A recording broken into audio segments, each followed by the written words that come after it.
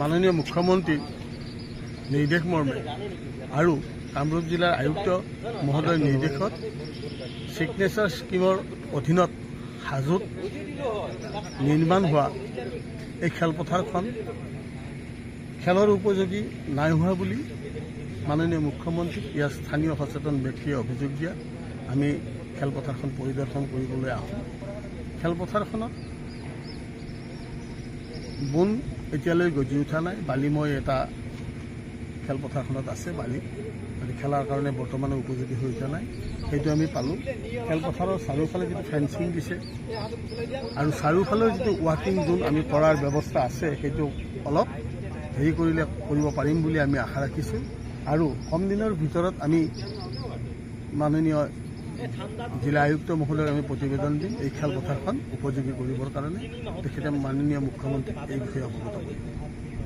প্ৰায় 5 বছৰ ধৰি হাজোৰ যিসকল উঠি অহা খেলুৱৈ আছে সেই খেলুৱৈসকলে হাজোৰ যিখন আমাৰ মুখ্য খেলপথাৰ আছিল হাজো উচ্চতৰ মাধ্যমিক বিদ্যালয় খেলপথাৰ, তাতে এখন ষ্টেডিয়াম নিৰ্মাণ কৰা হৈছিল।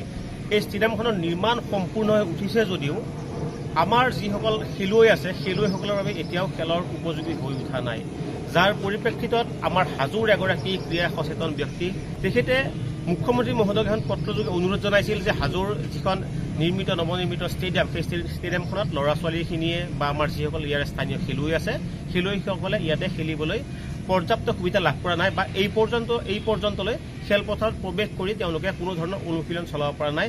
তাৰ বাবে নীলকান্ত দাসে এখন মুখ্যমন্ত্ৰীলৈ পত্ৰ প্ৰেৰণ কৰিছিল আৰু এই পত্ৰৰ ভিত্তিত আজি কামৰূপ জিলা আয়ুক্তৰ তৰফৰ পৰা এক জিলা পৰ্যায়ৰ যি ক্ৰীড়া সংগঠক আছে বা কামৰূপ জিলা ক্ৰীড়া বিষয়াৰ কাৰ্যালয়ৰ তৰফৰ পৰা আজি এই খেলপথাৰখন কেনেদৰে ইয়াতে আছে তেওঁলোকে বুজ লোৱাৰ অৰ্থে আহিছে। আৰু আমি দাবী কৰিছোঁ মুখ্যমন্ত্ৰী মহোদয় অতি সোনকালে আমাৰ হাজোৰ খেলুৱৈসকলক যাতে এই খেলপথাৰখনত খেলিব পৰা হয় আৰু খেলৰ জৰিয়তেও যাতে জগত জিনিব পাৰি। মুখ্যমন্ত্ৰী মহোদয় খেলৰ ক্ষেত্ৰত যথেষ্ট আগ্ৰহ আমি দেখা পাইছোঁ। আমি আশা কৰিছোঁ যে হাজোৰ খেলুৱৈসকল আগবাঢ়ি যোৱাৰ ক্ষেত্ৰত অতি সোনকালে আমাৰ সেই খেলপথাৰখন খেলৰ বাবে উপযোগী কৰিবলৈ আমি মুখ্যমন্ত্ৰী মহোদয়ক কাতৰ অনুৰোধ জনাইছোঁ। ভাগ্যবশতঃ এই ষ্টেডিয়ামৰ যিখন খেলপথাৰ এই খেলপথাৰখন আজিকো পৰ্যন্ত খেলৰ কাৰণে উপযোগী হৈ নুঠিল। ইয়াৰ মূল কাৰণ ইয়াত প্ৰায় 1.5 ফুট 2 ফুটমান আৰ্ট ফিলিং কৰা হৈছিল আৰু নতুনকৈ সেই আৰ্ট ফিলিং কৰি তাৰ ওপৰত কোনো ধৰণৰ ঘাঁহনিৰ ব্যৱস্থা কৰা হোৱা নাছিল। এইটো এটা সাধাৰণ কাম আছিল, 10-15 হাজাৰ টকাত এই কামটো হৈ গ'ল হয়, কিন্তু কণ্ট্ৰাক্টৰজনে এই কামটো আধৰুৱা কৰি থৈ তেওঁ গুচি গ'ল আৰু যাৰ ফলত আপোনালোকে দেখিব বিভিন্ন ঠাইত অকল বালিহে, তাত ঘাঁহ নাই।